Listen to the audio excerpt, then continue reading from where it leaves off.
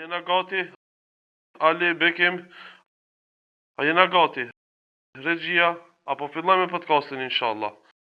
Hajde, bismillahirrahmanirrahim. Çdo gjë është në rregull, mundemi me fillu edhe një emision i radhës. Assalamu alaikum, shikues të nderuar. Para se të fillojmë me podcastin e radhës dhe ta prezantoj misafirin e radhës, desha publikisht ta falenderoj Allahun që na ka zgjedh të jemi të privilegjuar për me udhëheq këtë podcast ku thrasim në të mirë dhe ndalojmë nga e keqja me misafirët tonë, me xhallar të ndryshëm. Elhamdulillah, elhamdulillah, elhamdulillah. Nuk ka më mirë se sa me e përçu mesazhin, fjalën e Allahut, fenë e Allahut, Islamin. E misafir sot e kemi një misafir nga i cili jeton dhe vepron në Zvicër, është hoxha i nderuar Sinan Rushiti. Mirë se erdhe hoxha. Mirë se u gjetëm, vëlla, sunullah. Vërtet jam shumë i lumtur që të kam misafir. Qofsh i lumtur edhe në xhenet. Amin, bashk, inshallah. Je aktiv, elhamdulillah, që sa vite në rrjetet sociale, sidomos, kështu që kum pas qef moti me qenë misafir tek na, po elhamdulillah u realizu tash. Si po kalon shej? E je mirë? Mirë, vëlla, jam sunullah, elhamdulillah. Jemi mirë, bukur deri tash, ka dash Allah subhanahu wa taala. Ma mundso që të falenderoj ty. Pas falënderimit të Allah subhanahu wa taala që ja bëjmë, të falenderoj ty, vëllezëri stafin që e keni marrë këtë përgjegjësi, siç e ke thirrë në të vërtetë dhe ndalimi nga e keqja dhe me i nderuar njerëz të ndryshëm me edhe profesione të ndryshëm siç ju kemi përcjell në podcast. Allahu ju begatof me të mirat e tij. Ju faleminderit për respektin, për kujdesin dhe Allahu regjistrof në peshorën e veprave tuaja të mira, gjithë këtë mund të kontribut çka e bani. Amen. Por ndishë hoxha Sinan është nga fshati Cërnilisht në qytetit të afër qytetit Prilepit, Maqedonia Lindore. Po, bie domethënë në komunën e Dollënit. Komuna e Dollënit, po. Po. Domethënë është lindja atje, ka shumë pak shqiptar musliman. Po. Në krahasim prej neve Shkupit e Tova Gëstivari, por elhamdulillah Allahu e me urtësinë e tij ka shlu që të ketë edhe hoxhallar edhe udhëzime edhe lindje edhe në perëndim. Elhamdulillah.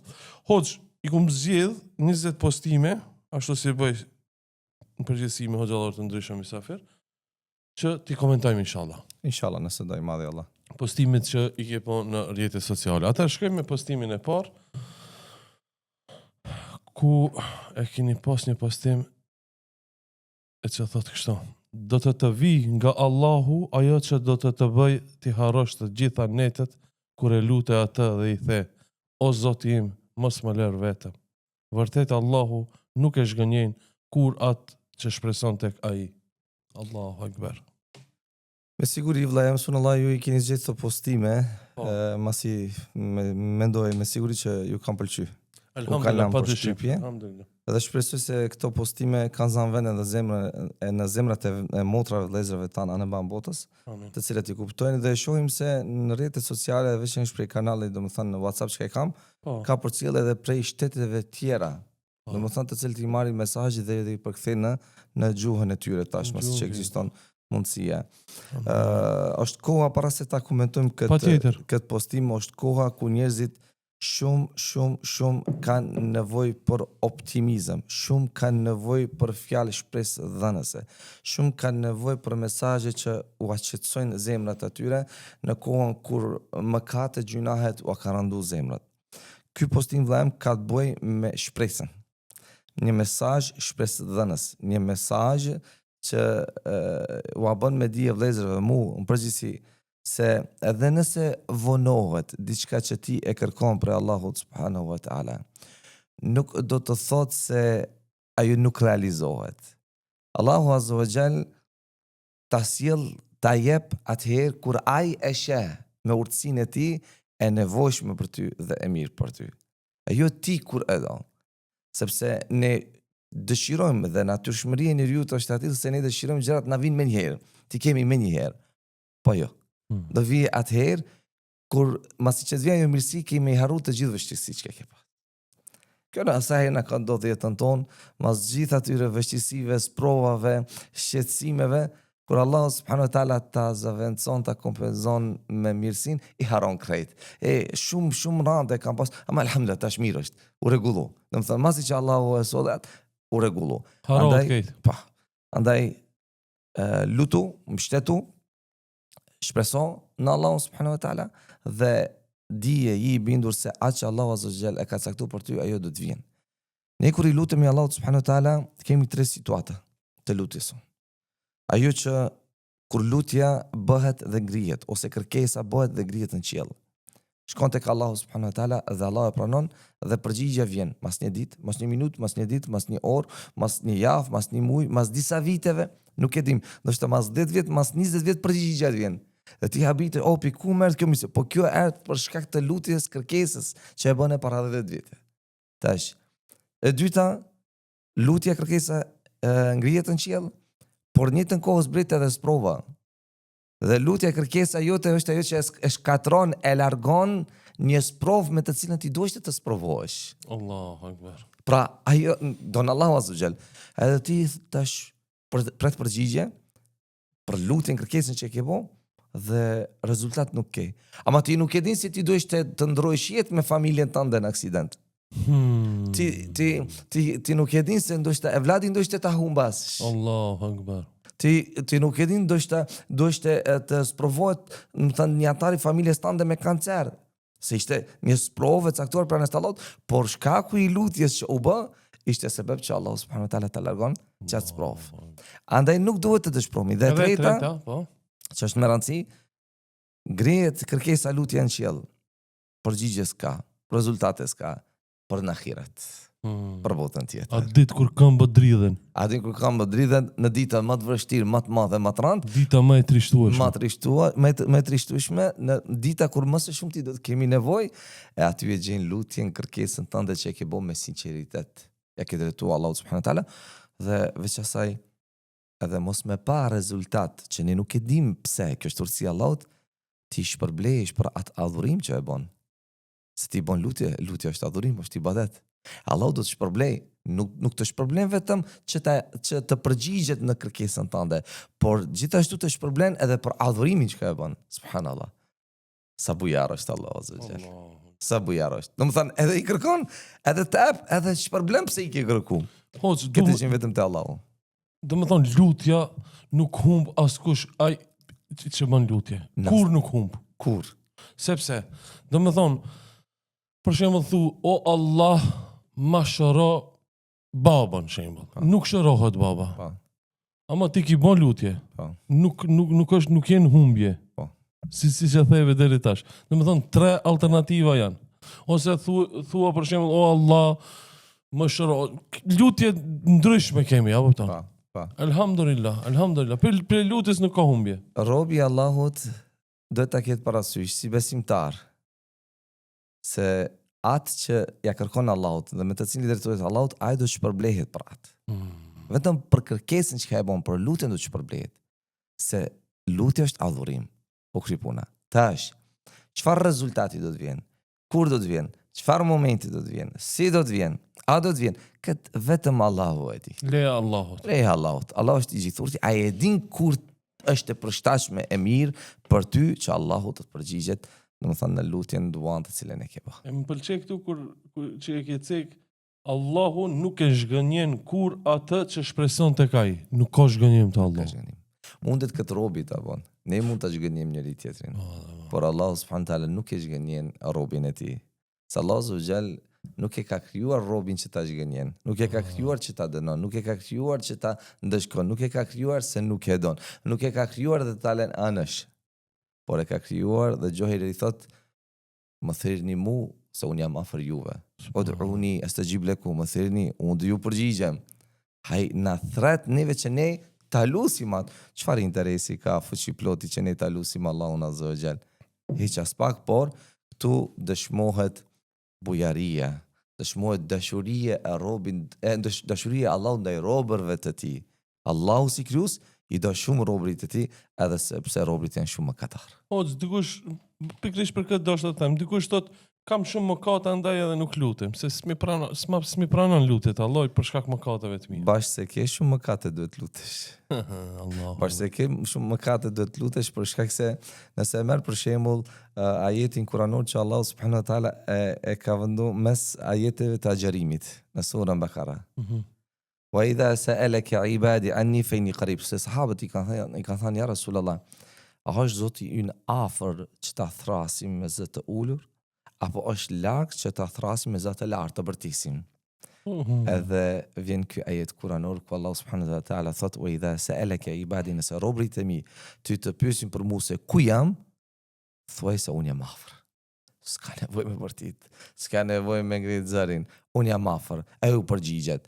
Po pse mes ajeteve të agjerimit, edhe në adhurim ti bën makat, edhe në adhurim ti ke mangësi, edhe adhurimin ti sun e plotësosh, në asnjë farë mënyrë në Allahun sun adhurojmë haqqal ibada, ashtu siç meriton Allahu të adhurohet. Andaj pas çdo namazi astaghfirullah, mes agjerimit gjithashtu kërkim falje, pas agjerimit gjithashtu zakatul fitr. Pse? Për të shplar ato lëshime të cilet i kemi bërë gjatë atij adhurimi ibadeti. Po paramendoj nëse ti nuk je në adhurim ibadet, edhe ne jemi robër të dobët. Gabojmë, ku me qëllim, ku pa qëllim.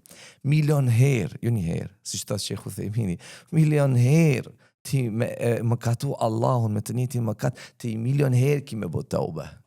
Se kjo është strategjia dhe dëshira e shejtanit, me të futën gjuna në mëkate dhe pastaj me të dhënë mendimin se çka po lutesh se Allahu s'ta pranon, ti kështu je dyftysh. Kësi mendime vin. Ti je dyftysh, ti je hipokrit, munafik, aty e mëkaton Allahun, aty po kërkon falje për Allahut. Allahu don që ne të kërkojmë falje kur atë e mëkatojmë. Ai e di dobësinë tonë. Ai din se ne sa jemi të dobët. Ai di se ne kemi nevojë për faljen e tij. Ai di se nëse Allahu nuk na fal, kush do të na falë neve pas ti? Allahu na fal ti. Amin ya Rabbi. Shkojmë me postimin e dytë.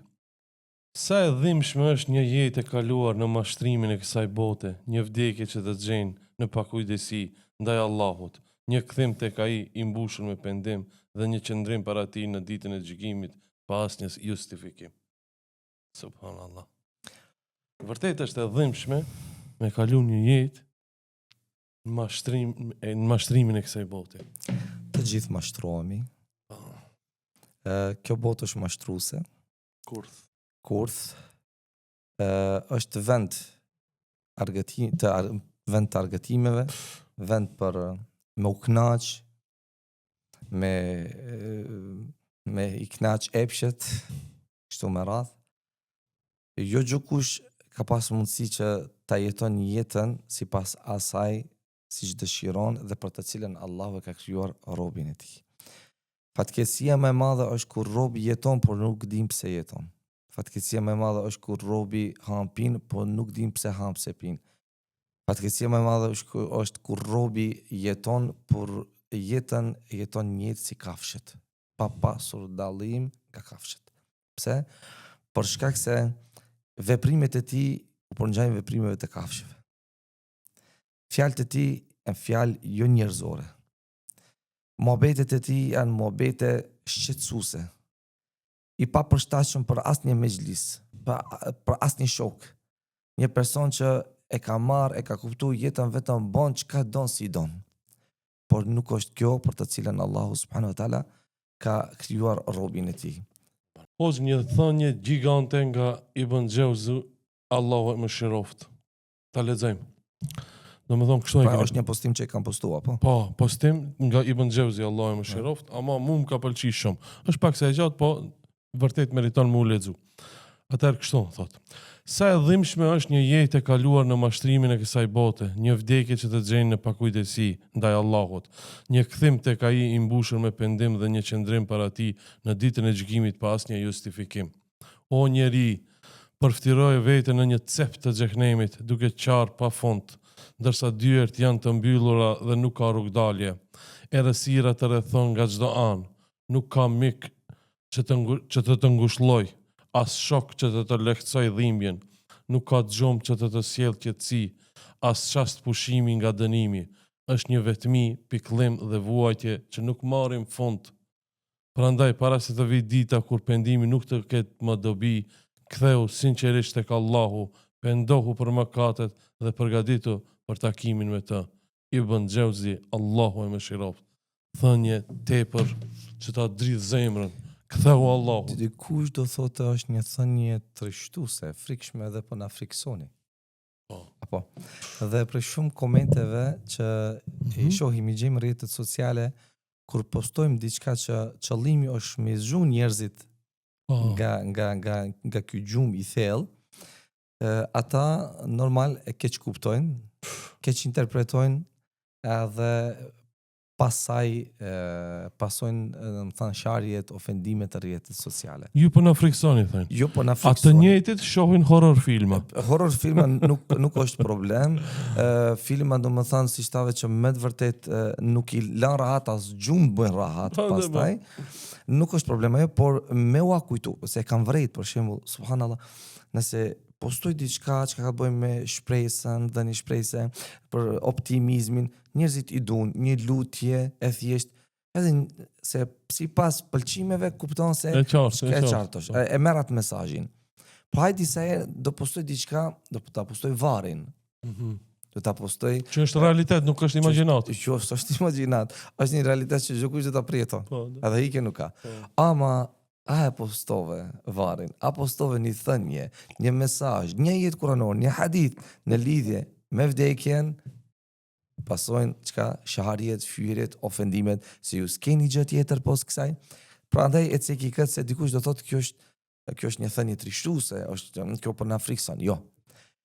Ne nuk i friksojmë njerëzit. Dhe nuk është qëllimi ynë me i friksu njerëzit. Absolutisht, jo. Qëllimi ynë është me i zgju njerëzit. Me u amundsu njerëzve ta kuptojnë realitetin e kësaj bote kalimtare, e përkohshme. 50-60 vjet. Edhe dikush 50-60 vjet, pa i cek ato që vdesin më herët. dikush 20, dikush 30 që nuk dihet. O vëlla jem, ti që bota dynjajet ka marrë parën, i themi. Ti që je dhanë mas se botën, mas se dynjaje, dhe mundojsh që ti zgjedhësh problemit e kësaj bote të pas zgjedhura. Dhe i kanë shkaluar gajle deri te problemet e asaj bote. Siç kanë thënë gjeneratët e para, si kërgajlen e ahiretit, ta kishim si që kimi gajlen e kësaj dynjaje, do t'i kishim zgjedhur problemet edhe të kësaj bote dhe të asaj bote. Por mas i gajlet i kemi vetëm për këtë botë, e jo për atë botë, na janë shtuar gajlet të kësaj bote dhe të asaj bote. Pra çka është fatkeqësia se dhania pas epsheve, dhania pas bukurive të kësaj bote, kësaj dynjaje, dhe haresa që e bëjmë të Kuranit, të vërtetës, faljes së namazit, për kushtimit në ibadet, realizimit të urdhave të Allahut, largimit nga delesit të Allahut subhanahu wa taala, kjo do ta bëj robin që do të vije dita kur ai do të bëhet pishman, do të pendohet, por gjithçka do të jetë kot, do të jetë vonë. Do më thënë, pendimi pas vdekjes, ditën e gjykimit, o Zot u pendova, dua të bëj vepra të mira, dua të kthehem te ti, sa dush çaj, sa dush anko, pas vdekjes nuk vlen. Thot Allahu subhanahu wa taala, hatta idha jaa ahaduhum al-maut qala rabbi irji'uni. Kur dikujt prej tyre ju vjen vdekja, thot o Zot më kthe. Jo për në ahiret, për botën tjetër, jetën e barzahut, mes kësaj bote dhe asaj bote. Kërkesa e parë robit çka është, o Zot më kthe. Po ishje, jetove 60 vjet, 70 vjet, po më kthe, pse? Lali amalu salihan fima tarakt, që ti bëj punë të mira që i kam lanë, ti kompenzoj që ato punë të këqija me punë të mira. Allah i thot, kella, kurse si, ase si, nuk ka mundësi. Pse? Se me të kthy i njëti keme kanë. Njëtët gabime kemi bo, njëtët punë të këqija kemi bo, Allah e di. Kështu që nuk të mundësohet. Në ghirat, kanë me thënë, ja Malik, o Malik, përgjetësit të melaqeve në gjehenem, që do t'i dënojnë gjehenem live, ja Malik, li akdi alina rabuk, një ditë vetëm let na vdesë Zotit. Atje kanë me kërku vdekjen. Se din se s'ka ma kthimin këtë botë. Kthimin këtë botë kanë me kërku me njërë pas vdekjes. Kurse kur do të futën në xhenem, kanë me kërku me kanë të vdekur vetëm një ditë. Pra, të pushojnë pak. Pushojnë, mos me pretu kur gjë. Çka u thuhet? Ikhsau fiha wala tukallimun. Që ndoroni në të dhe mos folni. Nuk u jepet mundësia as që të flasin. Ky moment do të vjen, mos na boftë Allahu për tyre. Amin ya Rab.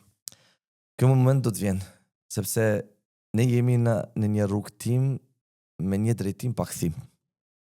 Kur ne shkojmë tek Allahu. Dhe do të dëshirojmë që të kthehemi për ti korrigjojmë ti përmirësojmë gabimet tona që kemi bën këtë botën, këtë dynja, por do të jetë shumë vonë. Andaj jemi gjallë, marrim frym. Alhamdulillah jetojmë, ende zemra funksionon, punon, andaj ajtë kërkojmë falje, të pendohemi, edhe ta kuptojmë realitetin e kësaj bote, kësaj dynjaje, se shohim se nuk jetoj të jeta kështu. Në këtë mënyrë si që mundohen shumë vlezër të jetojnë, në shohin se sa vështirësi kanë. Sepse kur t'ja kthej shpinën e Allahut, kur t'ja kthej shpinën Kur'anit, çka thot Allahu? Faman a'rada an dhikri fa inna lahu ma'ishatan dhanka. Ne ati janë ngushtë mjetën. Për së jetën si jeton rahat, çka nuk falet, nuk praktikon islamin, nuk praktikon vërtetën, se pranon islamin, se pranon Kur'anin, çka po jetën e jeton ngushtë. Sa detajle të mshtiret mu në rrjetet sociale, Që jam të kënaqur. është jeta e jashtme, sa njerëz i dim, që kështu kur ti shohësh të mashallah, dhe bile i lakmojnë, e pastaj ata kur vinë të unë thënë, Me bën rukje te Hoxha Sinoni, Po. se Hoxha Sinoni bën rukje për ndryshe. Allah e rujt, Amin, me dhe i gjithë. dhasht sukses. amin. Urnoshi. Allah na dha sinqeritet, Amin, amin. se rrugë është bë biznis. Po edhe po, prandaj do shta me të levdu, po më vika me ore me të levdu para si. Rrugë Po, ato fatkeqësisht që është keq e din. përdorim në kohën e fundit, anë mban botës. Po do të flasim pastaj, njerën Po, atë i bën Xhauzi. Si do qoftë. Po. I shohim Pendohu. nga ana jashtme, Po. i lakmojnë. Lakmoj. Wallah, sa njerëz me, më thënë, me post, me njerëz të njohur, me famë, që i njohi, Po. kur vjen ai të tankohet, kur fillon të kanë, po edhe doktor shkence, po edhe psikolog, të drejtimeve të ndryshme, që kanë shumë nevojë të flasin me ne. Pse vëllajem? Atë që ty Allahu ta ka dhënë, tjetri nuk e ka. Shfrytëzojat. Dhe atë që ti e ke ka nevojë edhe tjetri. Është Kur'ani, është namazi, është Allahu. Kur njerëzit lidhen me krijuesin e tyre, u shmangën këtyre problemeve. Por kur njerëzit pa marrë parasysh çfarë kujt lëmije, do të thënë çfarë lëmije i takon ose bën ose çfarë profesioni ka, ai jeton një jetë ngushtë të vështirë. Sepse Allahu subhanahu taala zemrën e ka krijuar për një qëllim dhe kur nuk realizohet ai qëllim, ajo zemër ngushtohet, shtrëngon. Pyetë se një dy njëri, po më shtrëngon që këtu, po më lidhet një top që këtu, po çka don ti me të mbledh tjetër? Do t'ja ke kthy shpinën Allahu subhanahu taala. Allahu na forcoft të rrugën e tij. Jo, kena me mbet ende që thoni se kjo thonjë është gjigante. Me tregu drejt që e mura dhe e shprendova edhe unë në Facebook, copy paste prej të ti. Allahu të rujtë. Ibn Xhauzi ka jetu para një 1000 vete, apo jo? Po. Gjatë kohë është. A më kështë çfarë thonjë gjigante, se po. Që kjo Madridi zemrën. O njeri paraftiroje veten në një cep të xhehenemit duke qarë pa fund, ndërsa dyert janë të mbyllura dhe nuk ka rrugë dalje. La ilaha illa. Do të dëshirojnë, do të kërkojnë si vdekje, si ujë, se Allah subhanahu wa taala në librin e tij familjart, po edhe pejgamberi sallallahu në sunetin e tij bën përshkrimin e banorëve të xhenemit, hallin e tyre, kërkesat e tyre, kërkesa e xhenemlive, u thonë xhenetlive, an afidhu alina min al-ma, na jepni ujë. Po në xhenem as ka ujë, në xhenem ka qelbe me gjak i nxehtë që kur ta pin u shkrihet trupi edhe nuk u alargon etjen. Kërkojnë ujë. Prandaj Ibn Mesudi radhiyallahu anhu thot sadakaja më e mirë është dhënia ujë. Në këtë vapë, ku njerëzit kanë nevojë për ujë. Kur kujt nuk i kushton 5 minuta shkon e blen një gajbë vogël, ujë ftohtë, e del aty ke rruga, u shpërndan 10-20 personave. Se vapi madh, sadaka e madh. Po se vapi shpërblimit, sa shqetësime i kalon të javës ose mujt, sa smundit familjes tënde Allahu t'i largon përmes kësaj vepre, sa kënaqësi ti vetëm një shishe kur do t'i japish ujë ftohtë. A di çfarë kënaqësi për jeton? Kënaqesh. Dhe largohesh prej atij vendi shumë i kënaqur se ke bën një punë e mirë. Po prej punëve më të mira është ajo. Do të ty duke pak sepse gjën e parë, gjën e mliçe do kërkojnë, do të jetë ujë që ta largojnë etjen. Dhe çka u thonë xhenetlit, xhenemlive, Allahu a ka bo haram juve ujin. Tamam? Kështu që ai moment është moment rishtus, është i rëndë. Dalje pra ti vendi nuk ka pos për atyre të cilët do t'jen për xhenetlive, pas një kohë të gjatë i vetmi Allahu e din sa, ta marrin dënimin, përndryshe jo që ti mundesh me hy si në dynja, hyn me një zyrë dhe del kur dush. Hyn në shtëpi, del kur dush.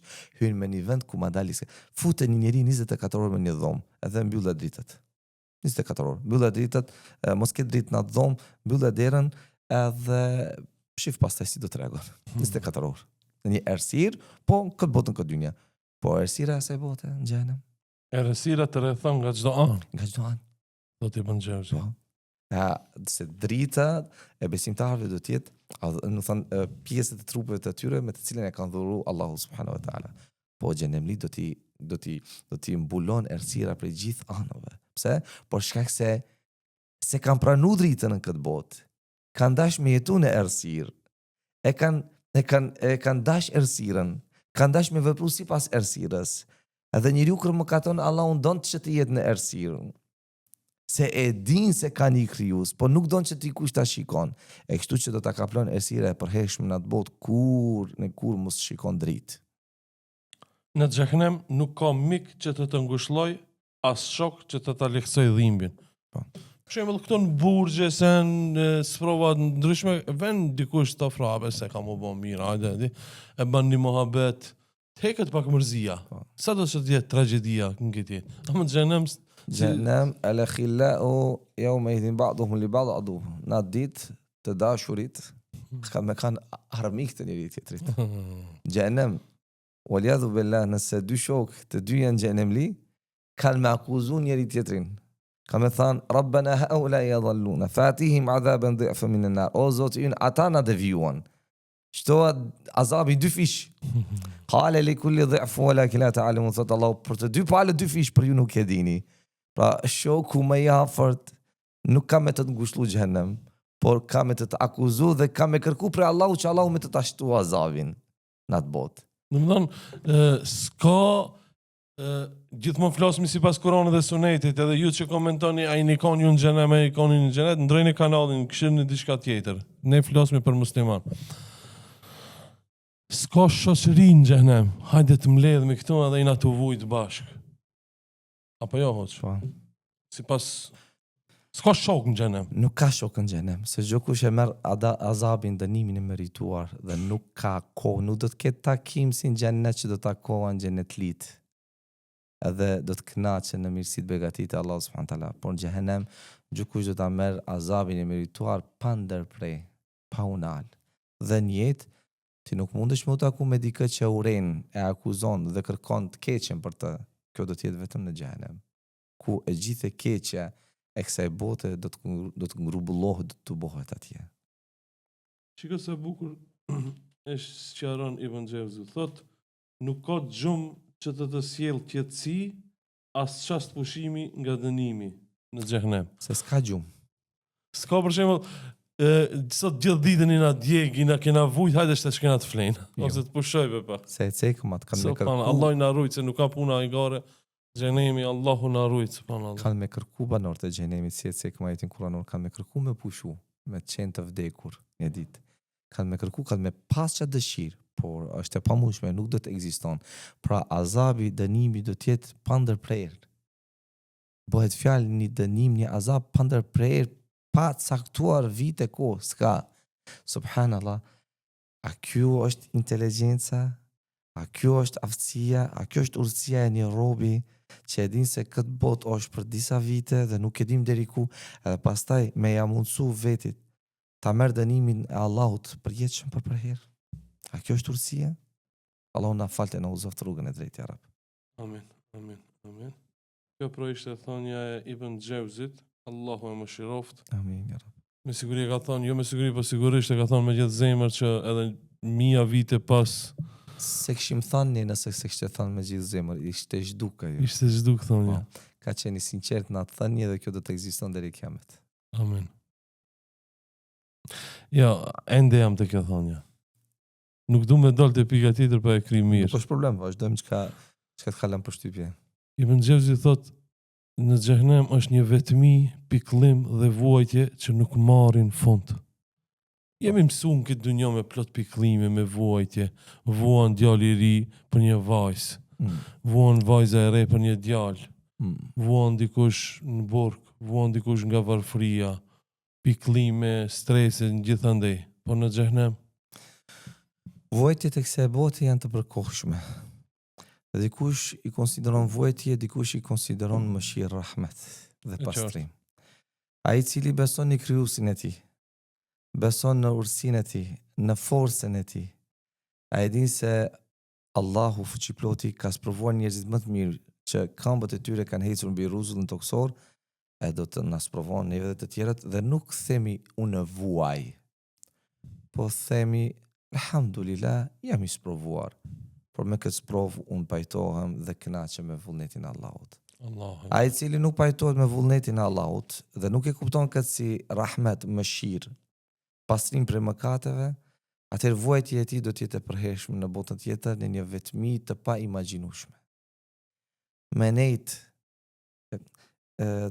pak do të jo se do ndali komplet për kësaj thënie, por një farë lishmërie.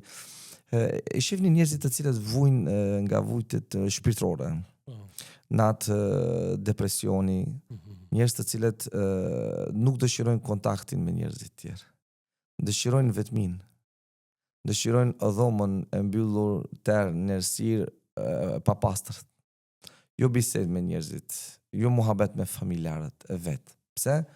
Për shkak se ka ardhur në drejtë në shkallë pa shpjeguar këtë problematik, këtë çështje, por ka ardhur në shkallë në drejtë tash, ja ky nuk don të jeton siç jetojnë të tjerët.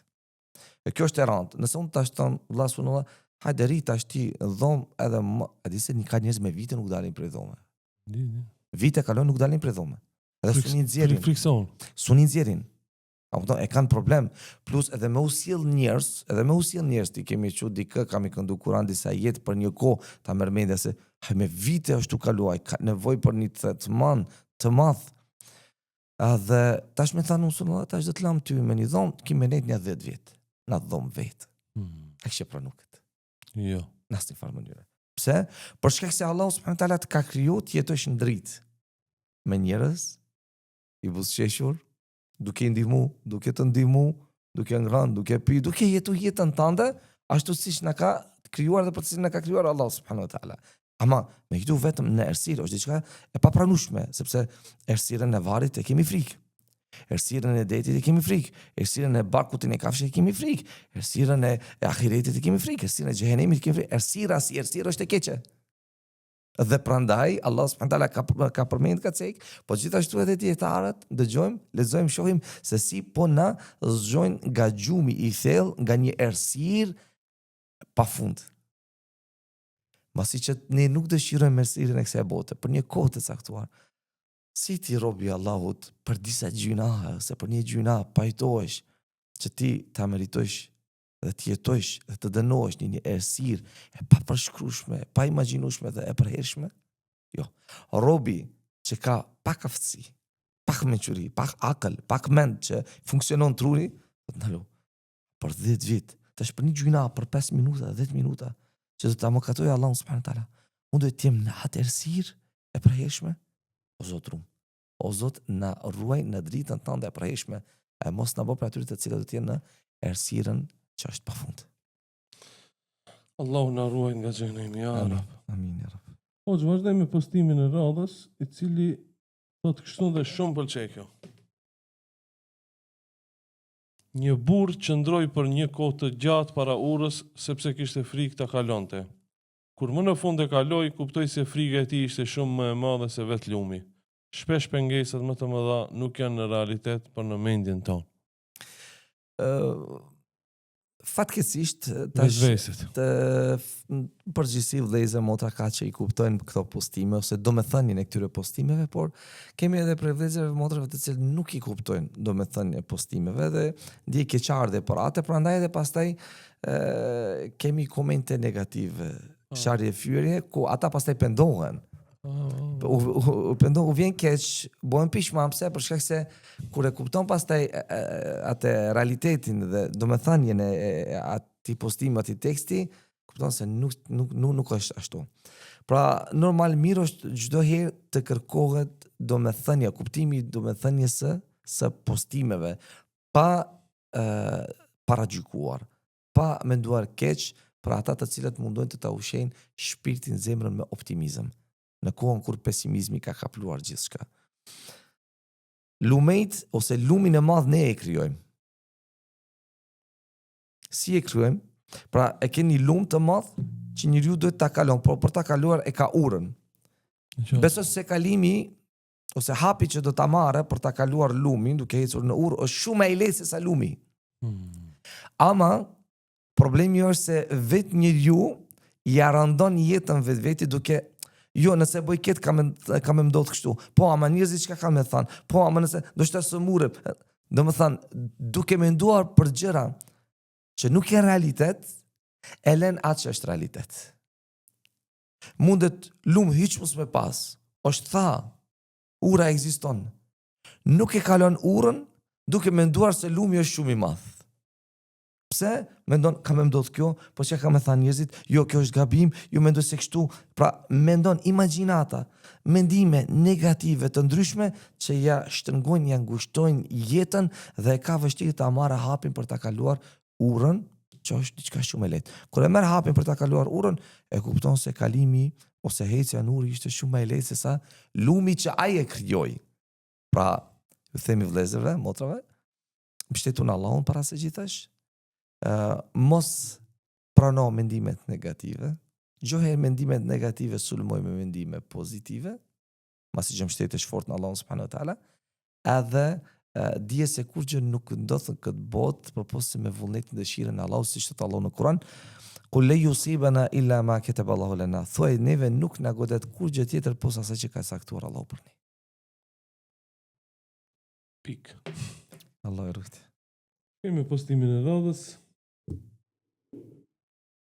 E ki bën një lutje që më pëlqeu, do është ta ndaj me shikuesit dhe ta komentojmë inshallah. O Zoti im, jam drejtuar tek ti me gjithë zemër, duke shpresuar në mëshirën dhe ndihmën tënde. Gjendja ime është e njohur për ty. Asgjë nga dhimbja, hallet apo nevojat e mia nuk të fshihen. Dhe ti je madhështori, që dëgjon lutjet dhe përgjigjesh robërve të tu.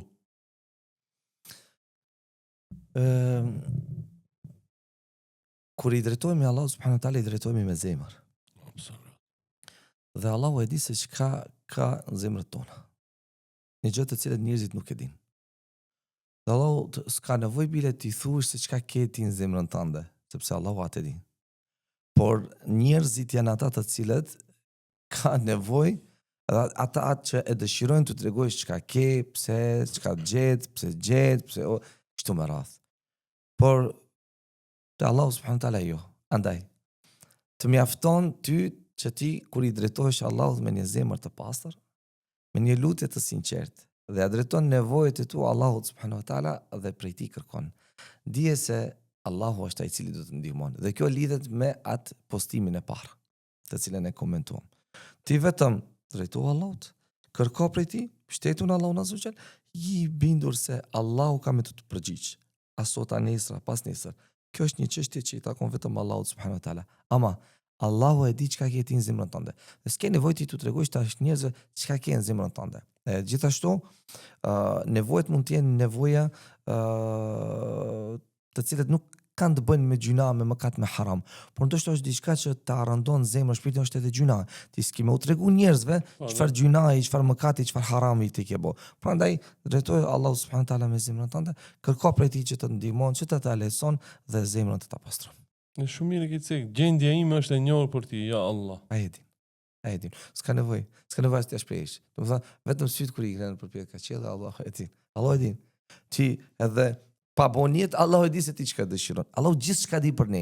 Por ne nuk mund ta zbulim se çka di Allahu për ne. Njësi kur për vdekjen. Ne e dim se do të vdesim, por nuk e dim se kur do të vdesim. Ama ne besojmë në vdekjen. Besojmë në diçka që nuk e dim kur do të ndodhe, por e dim se është realitet. Ne besojmë në Allahun. Dim se Allahu din gjithçka për ne, por ne nuk e dim se Allahu ai çka din për ne, as që mund të zbulojmë se çfarë di Allahu për ne. Postimi i 5 me radhë thot kështu. Trishtimi nuk zgjat për gjithmonë. Gjendjet ndryshojnë dhe nderohen. Nëse dita jote sot është e vështirë, nesër do të jetë më e bukur me dëshirën e Allahut. Elhamdulillah. Thonje shumë me shpresë. Inna mal usri yusra. Në vërtet në vështirësinë vjen lehtësimi. Dhe këtë Allahu e përmend 2 herë. Elhamdulillah. Domethënë me vështirësinë vjen 2 herë lehtësimi. E nuk mundet një me e mund 2. Domethënë që shumë e madhe, shumë e fortë. Kjo është një bindje. Me i thanë njeriut se mo ki gajle, sot i sprovun, po nesër ka me të largu e keqe. Kjo është gabim. Kjo nuk lejohet. Ne s'kemi të drejtë dhe nuk mundemi njeriut t'i garantojmë se nesër ka me u largu e keqe, se njerëzit atë dëshirojnë. Njerëzit kërkojnë, a mojo, deri kur, edhe sa, a do zgjasë shumë, a do marrë shumë kohë. La jam. E keqja, sprova, vjen për Allahut.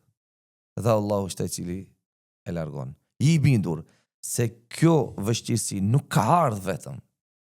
Kjo vështirësi ka ardhur në shoqëri me lehtësimin. Pra, vështirësinë e ka shoqëruar lehtësimi. Aty anësh qëndron lehtësimi.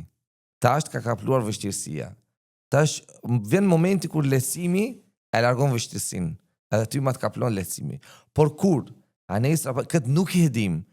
Ne çka mundemi të garantojmë është se vërtet me vështirësinë vjen lehtësimi. Se këtë Allahu subhanahu wa taala e ka cek, e ka pohuar, e ka thënë. Por kur nuk e dim.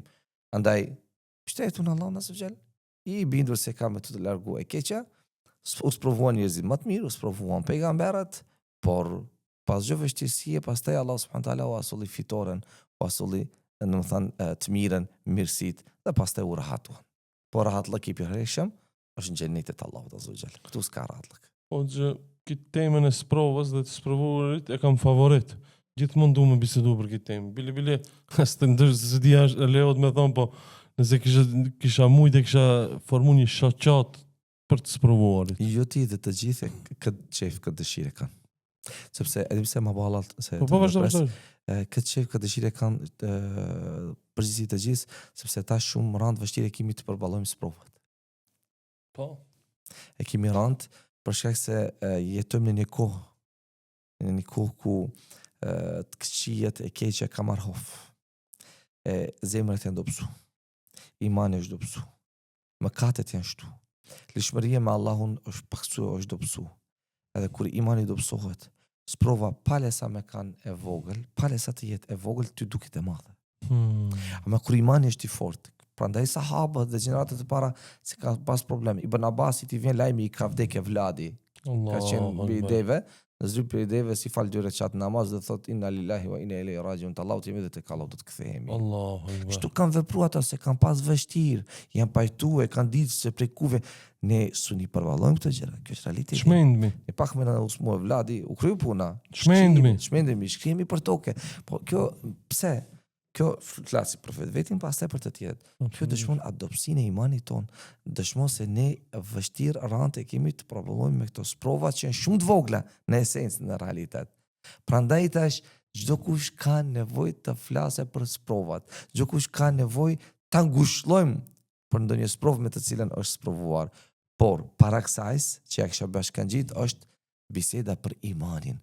Besimin që kur ta forcojmë imanin, bindjen në Allahun azza wa jall, pastaj se kemi vështira me përballu sprovën. Ndoshta me thonë i sprovuari nuk ka vetë, ka Allahun. Po. Edhe mos e humb shpresën, a bash mendon që Allahu ka më të lënë në balta, përderisa i lutesh atje, fal namazin. Sabër të bëhet mirë, apo jo hoç. Dëgjoj, forca imanore ka qenë e tillë themi gjeneratave të para. Allahu vetëm Allahu kanë hub 2 fëmijë i ka hub vllahun ku ka qenë shtëpia bombarduar me 2 herë, domethënë si çdo thash me vëllezërit tanë në Palestinë 2 herë. Thot vallahi, thot një motër, thot vallahi, thot aq më shumë imani dhe dashuria ndaj Allahut nuk shtu. Aq më shumë që sprovët u rritën, aq më shumë imani, dashuria ndaj Allahut nuk shtu. Ne do sprovohemi këtë botë këtë dynja, prandaj edhe jemi në këtë botën këtë dynja. kur ashaddu nasi balana al-anbiya ka thënë pejgamberi sallallahu alajhi wasallam njerëzit më të sprovuar ishin pejgamberët, që kanë mbetet për neve atëherës, tamam. Kur sa ata ishin më dashur, më të Të mirit, dashurit e Allahut. të dashurit e Allahut, më të mirit, më të pastërit, këmbët më të pastra, më të mira që kanë ecur mbi rrugën toksor dhe më të sprovuarit. Pa, atëherë çka mbetet për ne që mëkatet na kanë mbuluar. E keqja na ka kapluar. Për të vërtetës jemi larguar. E tash nis provë e vogël, u shkrim. Pse u shkrim? Është prova në esencë është e madhe, por ja imani është i dobët. Allah na përmirësoft. Amin, amin. Ja. Postimi i radhës është ky, nëse zemra jote është e mbushur me trishtime, hape librin e të gjithë mëshirshmit dhe ati do të gjesh xhenetin. Kurani nuk i flet vetëm shpirtit. I flet edhe zemrës. Kur zemra jote është e trishtuar, e pikëlluar, e mërzitur, e shqetësuar, hape librin e Allahut. Hape Kuranin. Aty do të gjesh njerëz të ndryshëm të sprovuar. Aty do të gjesh pejgamberët, Yunusin, Jusufin, Ejubin, Musain, alayhimus salam, shumë njerëz të ndryshëm, pra të sprovuar, njerëz të cilët gjithashtu si do të dënohen, të dënuarit në xhehenem, pra aty ke shpjegime. Tash Allah subhanahu wa taala thot kur ti, më thënë tash mesazhi është kur ti je i trishtuar, kur zemra jote është e trishtuar, e mërzitur, e shqetësuar, pse e le librin e Allahut në raft, i cili libër i flet edhe zemrës tënde. Mundsoja. Eke prej të rafti, eke pluhurin, fshije dhe nis ta lexosh. Nis ta lexosh dhe mundsoja këtij libër, që nuk ka libër që mund të krahasohet me këtë libër, nuk ka fjali që mund të krahasohet me këto fjalë, me këto ajete të Allahut Azza wa Jall, mundsoja që ti flasë zemrës tënde. Wallahi, e billahi et Allah, gjokush që e ka mundsuar Kuranit, që ti flasë zemrës e ti, e zemra e ti të mos jetë shëruar, e zemra e ti të mos jetë përmirësuar, e zemra e ti të mos jetë korrigjuar, e gjendja e zemrës e ti të mos jetë përmirësuar. Wallah, ne kemi nevojë për leximin e Kuranit që. Në kohën kur e kemi lanë anash Kuranin. Ne kemi nevojë të shërojmë zemrat me Kuran, të qetësojmë zemrat me Kuran, siç e ka vërtetuar Allah subhanahu taala në librin e tij, ala bi dhikrillah tatmainul qulub. Pra me të vërtet, me të përmendurit e Allahut, qetësohen zemrat. Ti që zemrën e ke të shqetësuar, të pikëlluar, i mërzitur, i stërngarkuar, i dëshpëruar. Allahu thotë në Kur'an, me të përmendurit e Allahut, zemra qetësohet. Merre me Kur'anin, daj kohë për Kur'anin. Leje celularin anash, fike, ja 15 minuta. Mos bisedo mask. Haj tash fol, thuaj vetit dhe foli vetit se tash unë do të bisedoj me krijuesin tim. Pa aty e gjen ngushëllimin e vërtet. Aty e gjen të vërtetën dhe aty e gjen ilaçin i zemrës tënde. Po që postimi 7 është tepër emocional, të cilën e ke postuar, edhe më emocional edhe mu.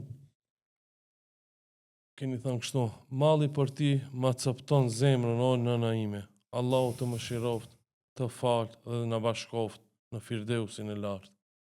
A ke nënën gjallë? Shejsi na nuk bon disa vite, 2 vjetë që nuk është gjallë. Allah e rahmet e bëft. Amin. Allah mëshiroft nënën tënde, nënën time, Amin. dhe nënat të gjithë atyre që kanë vdekur, dhe Allahu ashtoft ymrin nënave e atyre që i kanë gjallë. Amin. Dhimbjen e vdekjes së nënës edhe babas, po veçanërisht nënës, e din ai që i ka vdekur nëna. Të gjithë sot kemi nevojë, dëshirojmë ta kemi afër ngat pranë neve, edhe t'i themi disa fjalë, ta hekim atë erën e shteshave të saj, një puthje t'i japim, një përqafim, t'i kalojmë disa qaste, disa minuta me të në kohën kur ne kishim kohë, por nuk i kaluam, sepse u dha më shumë rëndësi shokëve se sa nanas e prindërve. Shumë patëm kohë për shoqëri, e koshi, e pak patëm kohë për ata të cilat na ikën për kësaj bote, për kësaj dynjaje. Ja kështu bëhemi pishman, e kështu do të bëhemi pishman edhe kur do të vdesim. Ata vdiq që ndruan jetë ikën shkun, betëm ne. Por përsëri ekziston një mundësi që do ta cekim në fund. Allah. Pra, ky udhtim është udhtim me një drejtim pa kthim. Ne veçanërisht ka vim prej gurbetit, kur prindërit i kishim gjallë, beso hiç pa u ndal, më thënë, vetëm sa më shpejt të arrijmë të mbrim në shtëpi dhe t'i gëzojmë prindërit tanë me ardhen tonë në shtëpi. Me vdekjen e prindërve që çdo gurbeqari e dëshmon, e vërteton se dëshira ma nuk është e njëjtë për me ardhur në vendlindje. Se subhanallahu me vdekjen e prindërve, me vdekjen e nanës, ndodhin ndryshime në vetin tënd. Pejgamberi sallallahu alajhi wasallam ka thënë, prindërit janë dy dyrt mes dyrëve të xhenetit. E nana s'ka kush ja zën vendin. Edhe baba gjithashtu. Nuk ka kush mund të bëhet nanë tjetër post nanës tënde. Prandaj neve që na kanë ndruar jetë nanat tona, ne lutemi për nanat tona. Edhe mundohemi të japim një sadaka, një lëmosh me niyetin për nënat tona, që Allahu t'i shpërblej e t'u ndriçojë varret atyre. Sepse dietarët kanë thënë obligimi i fëmijut ndaj prindërve të tij është më i madh pas vdekjes së tyre se sa gjatë jetës së tyre. Edhe njerë. Obligimet të fëmijëve ndaj prindërve pas vdekjes së prindërve është më i madh se sa gjatë jetës së tyre, sepse gjatë jetës ata kanë mundësi me bë diçka, edhe ata falen, edhe ata japin zeqat, edhe ata agjerojnë, japin sadaka, por me ndarjen e tyre nga kjo botë, nga kjo jetë, ma atyre nuk ju mundësohet asgjë pos asaj çka kanë lënë pas tyre. Ata kanë lënë një evlad të hajrit. Ata kanë lënë një evlad që kujton Allahun, ka frikë Allahun, beson në Allahun. E ky evlad nuk i haron ato si prindër. Gjoherë kur jep një sadaka, jep edhe me niyet për prindërit e tij. Në lutjet e tij nuk i haron prindërit e tij. Siç kanë thënë dietarët, kush i fal 5 kohë namaz, ai u jep hakun prindërve. Pse? Sepse 5 herë në ditën i lutet Allahut për prindërit e tij. Rabbi gfirli wali walidayya. Kush e bën këtë lutje, pa jep hakun prindërve. Pra me u dhënë hakun prindërve, fali 5 kohë namaz. E kush i fal 5 kohë namaz, vetëm këtë kur do mendojsh se 5 herë në ditë vetëm në farzet i lutesh Allahut, po edhe sunete, po edhe nafile. Allahu ndriçoft varret prindërve tanë, nënave tona. Amin. Allahu ashtrof shtratin e xhenetit, edhe na bashkon xhenetit e tij me pejgamberin sallallahu alaihi wasallam. Do të thonë dy vepra për ne që na ka vdek nëna, edhe baba, po tema është nëna. Edhe baba lart i dëm, pa dyshim. Pa pikë dyshimi. Do më thonë, lutesh, o Allah, më shëroje nënën time, bëja varin bakçe xhenetit. Shqip e thojmë këtë. Po, Me zemër, po, në sejdë. po. I thuhet në varr. Se ai ngritet një shkallë, një drejgje në varr. Allahu Akbar. Edhe thot, o Zotim, thot, çka është kjo? I thuhet, kjo është duaja e Sunullaj që ka ta bën në dynja. Allahu Akbar. Vetëm për 5 sekonda, 10 sekonda që i çon dur për pjet, për të cilën ti do të shpërblehesh, se ti bën ibadet. Adhuron plus Allahun. është. Kjo është plus. Ti adhuron Allahun. Po. Plus Allahu ta shpëton nanën, plus edhe ti do të shpërblehesh në momentin kur do kesh nevojë shpëtim me shpërblim. Edhe për 5 sekonda, 10 sekonda që ti e lut Allahun, I shkon atje. shkon atje dhe ndryshon gjendja e të vdekurit. Dhe thot çka është, thash kjo lutje e vladit tan, lutja e shokut tan. Thot pejgamberi sallallahu alajhi wasallam, për 3 gjërave që nuk i ndërpritën të vdekurit. Waladun salih yadullah. Evladi i hajrit i cili lutet për të. Evladi i hajrit. Evlada ka shumë, po evladi i hajrit, evladi i mirë, një evlad, një fëmijë që i është përkushtuar të vërtetës, hakut, islamit, përhapjes së vërtetës, diturisë, ndihmesës të tjerëve dhe kështu me radhë. Ky evlad e din se cila është vlera e lutjes duas dhe çfarë nevoje kanë prindërit e tij në kohën, momentin ma ku ata sun luten. Edhe ky i kujton dhe lutet për ta. Andaj ju, ti që e shikon këtë video, bashku me mu, të lutemi për të dashurit tonë të cilët i kemi në varre. Të lutemi, funksionon, shkon, vallahi billahi.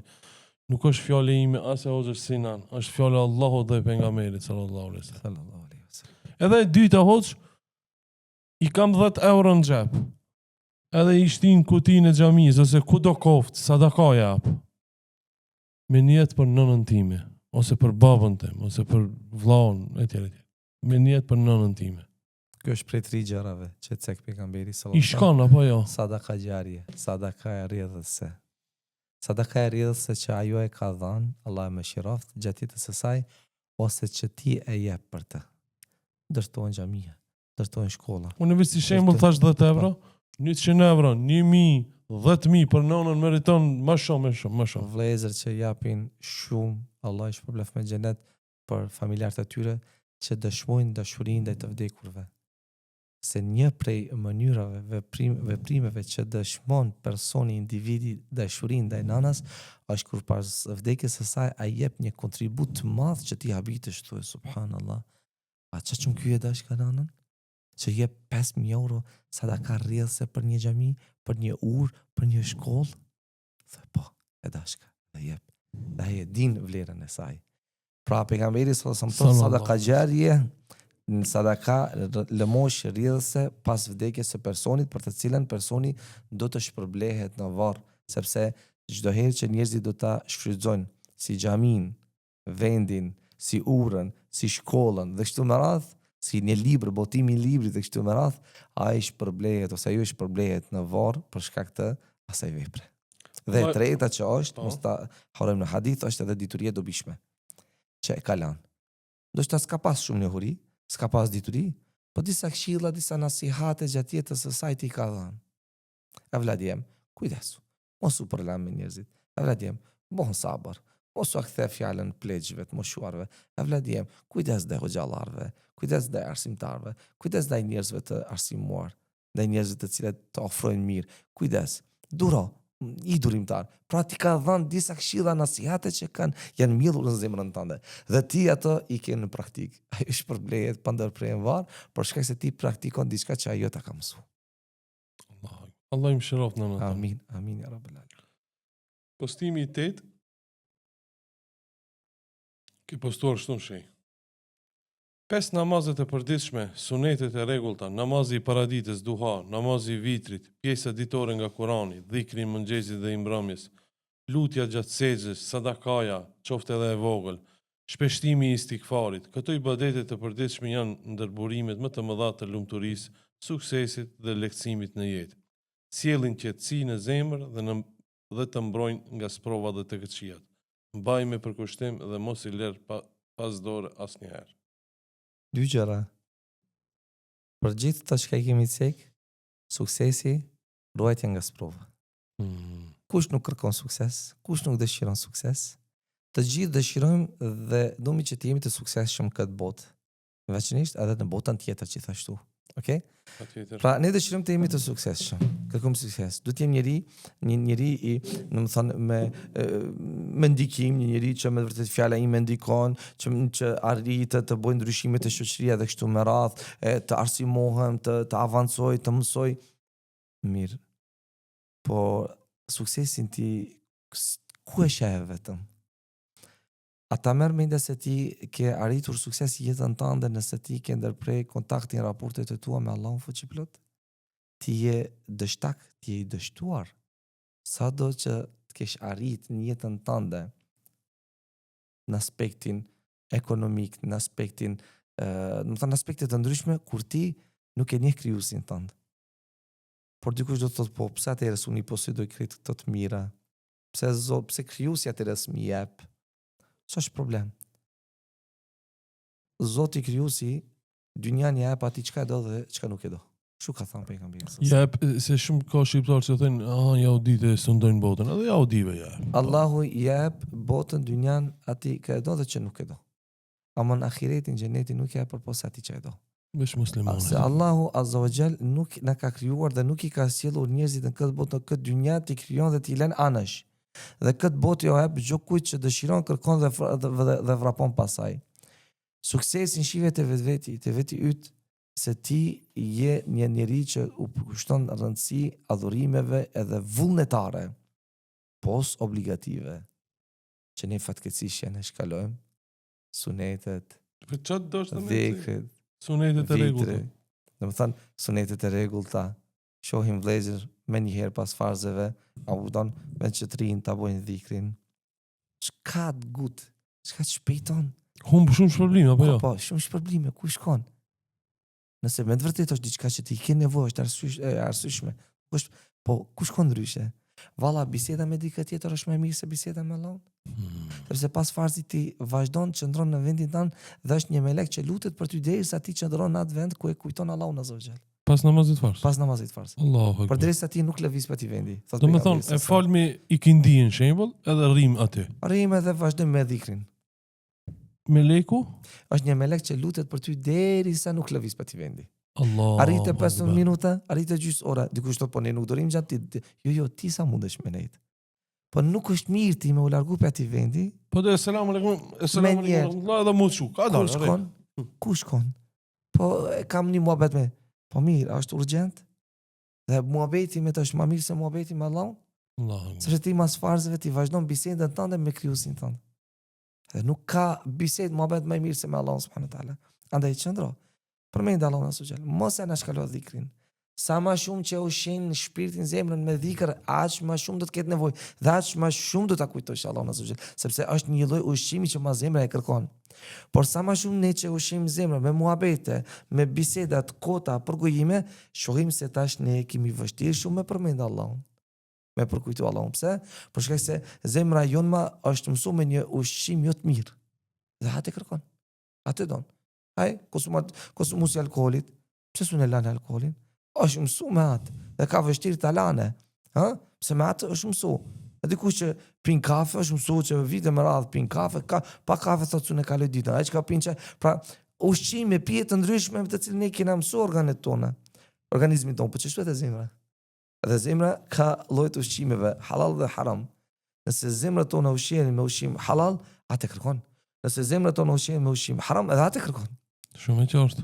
Prandaj, të mos e shkollojmë këto adhurime, këto ibadete, që jenë sinjal, shenjë e suksesit të individit të njeriut. Kur ta shohish një mjek, kur ta shohish një arsimtar, kur ta shohish një doktor shkencë, kur ta shohish një profesor që është mirënjohës dhe shpreh mirënjohjen e tij ndaj Allahut subhanahu wa taala për arritjet e tij. Se kur kush sunarin asgjë pa vullnetin e Allahut. Askush s'kisha ardhën këtë karike. Asu nuk kisha ardhur tu pa vullnetin e Allahut. As namazin e fal, mund ta falin pa vullnetin e Allahut, pa forcën. Asgjë s'u bëjmë. E kur një robi është mirënjohës për çdo hap të jetës së tij, është mirënjohës dhe Allahut azza wa jall, kjo është njeriu i suksesshëm. Ma kur njeriu thot unë arrita, ka, po nuk është mirënjohës. Ai nuk e din se kush ja ka dhënë, pse ja ka dhënë. Ai është dështak, është njeriu më i dështuar në këtë botën, këtë jetë. Namazi i paraditës, duha. Namazi i duhas, këtu do shta mund dal pak. Po. Salatul awabin. Namazi quhet edhe namazi i atyre që kthehen tek Allahu subhanahu wa taala, që pendohen. Subhanallah. Që pejgamberi sallallahu nuk e ka lënë. Edhe ky namaz falet pas lindjes së diellit, themi me 20 minuta, me gjysmë ore. Pas lindjes së diellit është deri në kohën e zenitit, deri kur dielli të arrin në mes të qiellit. Deri në namaz drekës. Deri në namaz drekës.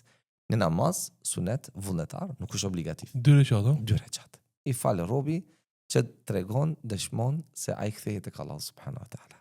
Dhe se ai pendohet tek Allahu azza wa jall, dhe se ai kërkon për Allahu subhanahu wa taala që Allahu ta fal, ta drejton, ta udhzon, ta mëshiron.